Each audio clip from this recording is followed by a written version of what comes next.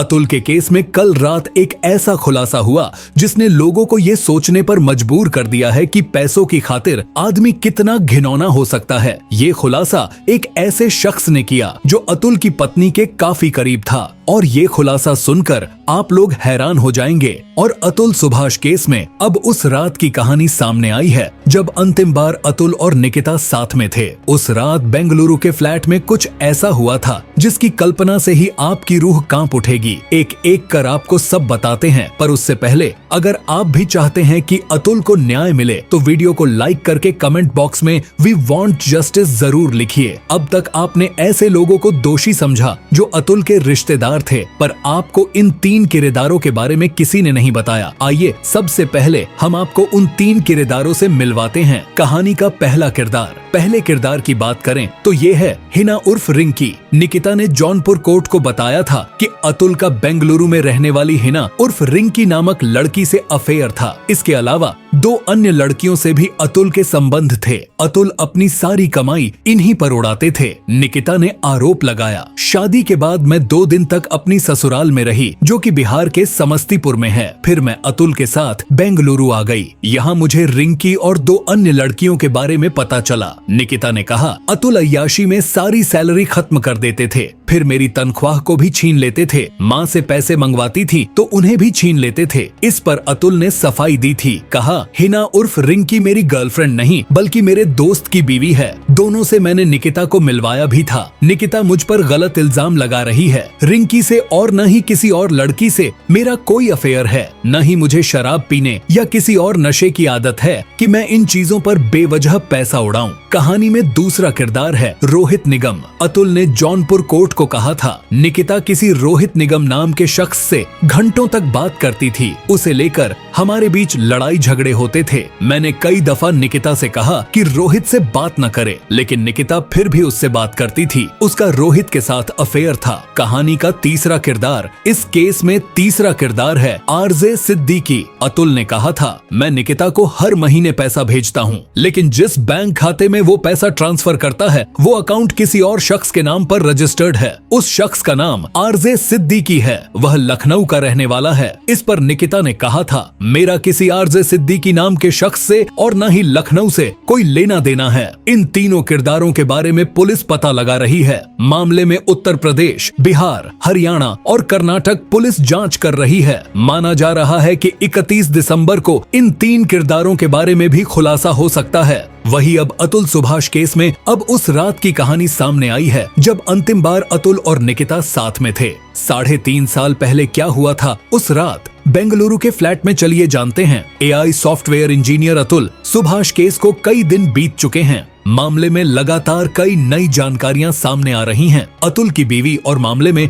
आरोपी निकिता सिंघानिया समेत 3 आरोपी फिलहाल 15 दिन की न्यायिक हिरासत में हैं। 31 दिसंबर को उन्हें दोबारा कोर्ट में पेश किया जाएगा। बेंगलुरु पुलिस आरोपियों से लगातार पूछताछ कर रही है। अब इस केस में पता चला है कि अतुल और निकिता के बीच अलग होने से ठीक 1 दिन पहले क्या बातें हुई, यानी जब निकिता बेंगलुरु छोड़कर जा रही थी तो उस वक्त कपल के बीच क्या क्या बातें हुई। अतुल ने अपने अंतिम पत्र में इसका जिक्र किया था। अतुल के अंतिम पत्र के मुताबिक साल 2021 में निकिता खुद उसका घर छोड़कर गई थी। वो नहीं जानता था कि निकिता हमेशा हमेशा के लिए वहां से जा रही है। निकिता ने अतुल को कहा था कि वो वापस लौटेगी। अतुल ने ही उसके लिए फ्लाइट की टिकट भी बुक करवाई जो कि बेंगलुरु से बनारस तक की थी। फ्लाइट बुक करवाने के बाद अतुल ने व्हाट्सएप पर उसे टिकट का मैसेज भी भेजा। फिर निकिता वहां से उसे गुड बाय बोलकर चली गई। इसके बाद जब वो जौनपुर पहुंची तो उसने अतुल को अपना असली रंग दिखाना शुरू कर दिया। निकिता ने इसके बाद न तो उससे ठीक से बात की, न ही बेटे व्योम से बात करवाई। अतुल उसे कई दफा व्हाट्सएप पर मैसेज भी भेजता था कि व्योम से बात करवा दो, लेकिन निकिता ने बेटे से बात करवाना तो दूर की बात, अतुल के मैसेज का जवाब तक नहीं दिया। फिर अंत में बस यही लिखा कि मैं व्योम से बात नहीं करवाऊंगी। इसके बाद से अतुल और निकिता के बीच विवाद और ज्यादा बढ़ गया।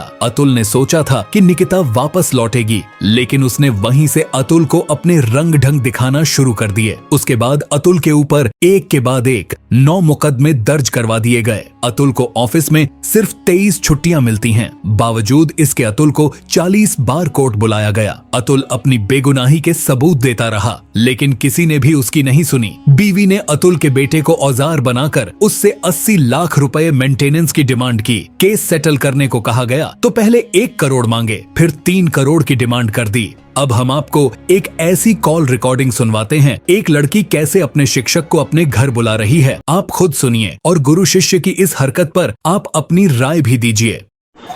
हाँ जी, पांडे सर बात कर रहे हैं आप? हाँ, कौन? सर मैं रीचा बात कर रही हूँ, आपकी स्टूडेंट बायो की। रिचा? अच्छा, हाँ हाँ रिचा, क्या हुआ, बड़ी रात में फोन करा? जी जी जी, इतनी भी रात नहीं हो रही है वैसे लेकिन हाँ सॉरी अगर मैंने आपको डिस्टर्ब किया तो। रिचा, तुम्हारी आवाज थोड़ी सी गूंज रही, पता नहीं कुछ नेटवर्क का इशू है, पता नहीं। अच्छा एक मिनट। हाँ हमारी आपकी? हाँ, अब तो सही आ रही है, अब सही आ रही है। जी, तो मैं ये कह रही थी सर कि अभी जो रिसेंटली एग्जाम हुए थे हाँ, तो हाँ, सर मैंने बाकी तो अपना क्लियर कर लिया है अच्छे से, लेकिन मुझे पता नहीं क्यों कहीं ना कहीं डाउट लग रहा है बायो में, इसीलिए मैंने आपको कॉल किया। बायो में डाउट लग रहा है?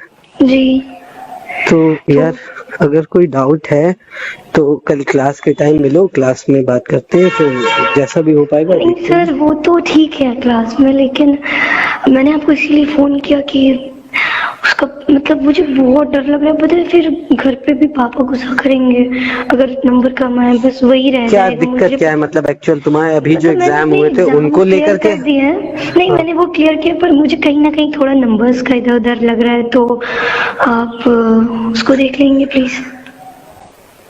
मतलब ये मेरे लिए, ये मैं आपसे रिक्वेस्ट कर रही हूँ। नहीं तो उसको देखने की कैसी बात कह रही हो तुम? देखो मेरी बात समझो। नहीं सर आप प्लीज ना, आप मैं सॉरी लेकिन आप देखो मेरी बात सुनो पहले। जी मेरा कहने का मतलब ये है, एग्जाम तुम दे चुकी हो जी, अब वो कॉपी रीचेक हो रही है, सॉरी चेक हो रही है। अब वो कॉपियां जब चेक होके आएंगी तो उसमें रिजल्ट आएगा, तो अब तो मतलब वो तो सर वो बायो के नंबर तो आप ही दोगे ना? हाँ, तो ये कैसी तो बात मुझे और मतलब सॉरी लेकिन मुझे और से तो कुछ नहीं है, बाकी मेरे एग्जाम अच्छे गए, पर मुझे बायो में मेरा कुछ ऐसे क्वेश्चन थे जो रह गए थे, तो और जो मुझे पता नहीं क्यों ऐसा डाउट हो रहा है, तो आप प्लीज कुछ कर सकते हैं उसमें? तुम मेरे यहाँ कोचिंग करती थी या कहीं और कोचिंग कर रही थी? नहीं सर आपके पास ही। अच्छा, बायो, हाँ ठीक है। सुनो एक काम करो जी, तो क्या मतलब कल मिल सकते हैं फिर हम? हाँ बिल्कुल, मैं अभी भी फ्री हूँ वैसे। अभी तो बहुत लेट हो गया वैसे। नहीं लेकिन मुझे कोई प्रॉब्लम नहीं, क्योंकि मम्मी पापा गए हैं चाचा के घर, तो मैं अभी फ्री थी। अगर आप बोले तो मैं आपसे मिलके बात कर लूँ, आपको डिटेल में समझा दूँ। नहीं तो मतलब क्या तुम डिटेल में समझाना चाहती हो? नहीं मैं आपको डिटेल में बता दूँ, चीजें फोन पे नहीं बता पा रही।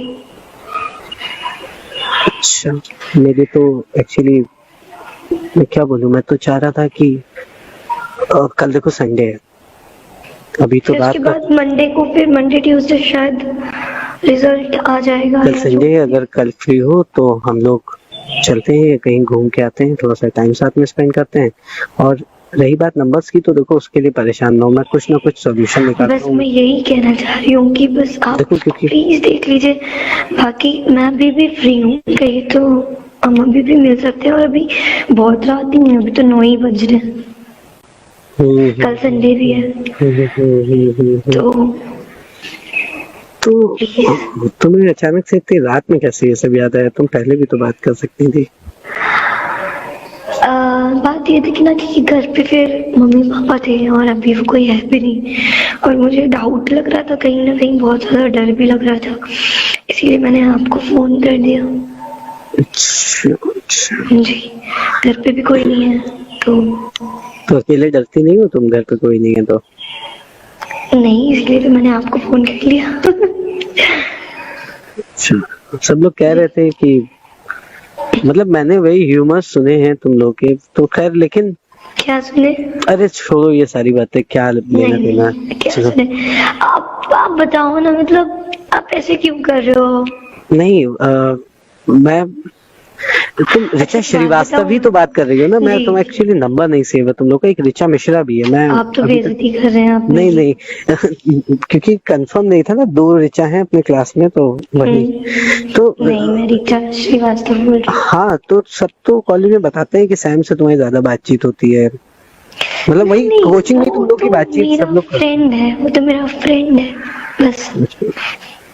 नहीं, मतलब मुझे कोई ऑब्जेक्शन नहीं है, मतलब जैसे तुम्हारी लाइफ नहीं, वैसे नहीं, चलती नहीं। हो। बस ये था कि तुम, अभी तो रात हो गई है, मेरी वाइफ भी है आज घर पे, तो मेरा अभी तो कहीं निकलना पॉसिबल नहीं है, तो लेकिन आपकी शादी हो गई? और क्या, मेरी शादी हो चुकी है। पर लगता तो नहीं है सर, सॉरी अगर आपको ऐसा कुछ खराब लग रहा है तो। नहीं नहीं, ऐसा कुछ नहीं है। मैं ये कहना चाह रहा था लेकिन कि सीरियसली मैं आपको बस बता मुझे दूं बता तो दो ना। कि अच्छा, वैसे ज्यादा किसी को पता नहीं है कि आपकी शादी हो गई है, क्योंकि आप इतने यंग हो, हैंडसम हो, स्मार्ट हो, पर्सनालिटी बहुत अच्छी है, तो किसी को भी पता नहीं कि आप मैरिड हो। क्योंकि मेरे लिए भी ये शॉकिंग था। हाँ, मैंने सुना था लेकिन मुझे लगता नहीं था कि आप मैरिड हो, क्योंकि आप ऐसे लगते ही नहीं हो, आप तो इतने हैंडसम हो। आपने इतनी जल्दी क्यों कर दी? जल्दी क्या बताए यार, तुम्हारे जैसा कोई मिला नहीं, शायद हो सकता है इसलिए जल्दी करनी पड़ गई। ऋचा तुम कुछ बता नहीं रही हो मुझे, लेकिन क्या? तुम्हें मिल के क्या बात करनी है? अब आप तो मैरिड हो, तो क्या हो गया, नंबर तो मैं ही बढ़ाऊंगा ना, कोई अनमैरिड थोड़ी तुम्हारा नंबर आपको बढ़ाएगा। तो समझ जाना चाहिए अब तक। चलो एक काम करते हैं, फिर कल हम लोग 11 बजे मुलाकात करते हैं कहाँ कॉलेज पे? में। कॉलेज में ही मिलेंगे, उसके बाद वहीं कॉलेज साथ तो में चलते हैं। संडे है ना सर, तो कॉलेज के गेट पे मिलते हैं।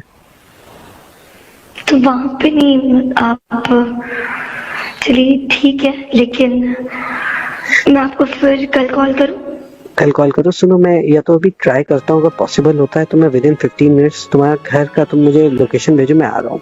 अब बात अगर अतुल केस की करें तो सामने आया है कि अतुल से निकिता ने जबरदस्ती शादी की थी। उसका मन अतुल से शादी करने का नहीं था, लेकिन पिता की बीमारी और परिवार के दबाव के चलते उसने ऐसा किया। इसके साथ ही माँ ने भी आग में घी डालने का काम किया और घंटों बात करके निकिता को ससुराल वालों के खिलाफ भड़काती थी। पिछले साल जुलाई में निकिता ने जौनपुर की फैमिली अदालत में बयान दिया था, जिससे पता चला था कि यह शादी निकिता की मर्जी से नहीं बल्कि उसके खिलाफ हुई है, और उसने यह बात भी अतुल से शादी के बाद ही बता भी दी थी। इसके अलावा भी शादी टूटने के पीछे निकिता की मां निशा सिंघानिया भी वजह मानी जा रही। वह भी शादी के बाद बेटी से लगातार घंटों बातचीत करती थीं और ससुराल वालों के खिलाफ जमकर भड़काती थीं। कई बार तो वह दिन में 5-6 बार फोन कर देती थीं। अतुल और निकिता की शादी साल 2019 में वाराणसी के एक होटल में हुई थी। पहले तो निकिता शादी को तैयार नहीं थी, लेकिन फिर जब घर वालों ने समझाया कि पिता की तबीयत खराब रहती है और उनके जीवित रहने तक उसे यह शादी कर लेनी चाहिए, तो किसी तरह वह इसके लिए तैयार हुई। दरअसल निकिता के पिता को दिल संबंधी बीमारी थी और बाद में उनका निधन भी हो गया। इसके बाद निकिता अपने चाचा सुशील सिंघानिया से इस मामले को लेकर सलाह लेती थी। पत्नी और ससुराल वालों पर झूठे आरोप लगाने वाले कथित वीडियो के अतुल सुभाष की मां ने अपने 4 वर्षीय पोते का पता लगाने और उसे अपने पास रखने की गुहार के साथ सुप्रीम कोर्ट का दरवाजा खटखटाया है। न्यायमूर्ति BV नागरत्ना और न्यायमूर्ति N कोटेश्वर सिंह की पीठ ने अंजू देवी की याचिका पर सुनवाई करते हुए उत्तर प्रदेश, हरियाणा और कर्नाटक सरकारों को नोटिस जारी किए।